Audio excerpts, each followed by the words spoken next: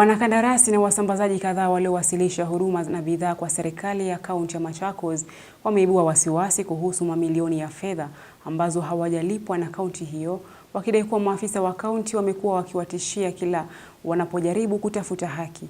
Wakizungumza na waandishi wa habari mjini Machakos, wanakandarasi hao wamesema kuwa wamevumilia miezi kadhaa ya changamoto za kifedha baada ya kaunti kudaiwa kulinda kuheshimu kandarasi zao.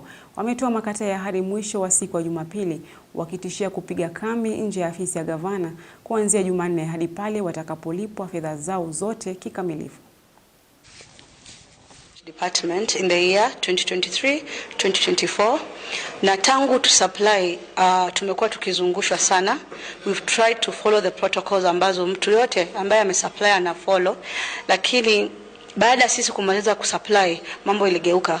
Nilikuwa nimechukua loan na nimeathirika sababu imezidi sasa, niende niombe watu wengine pesa ni try kurejeshea hawa pesa yao. So hivyo ndo ninasikia nimefinyika sana, na kama leo naweza pata ile pesa sababu hata nashindwa kwa nini watu wasilipwe. This is what has been happening. Intimidation. In Machakos you cannot speak. In Machakos you cannot even air your grievances. Machakos you can never and you will never be paid without a kickback or without giving them money. These people are suffering. We have no one even to help them.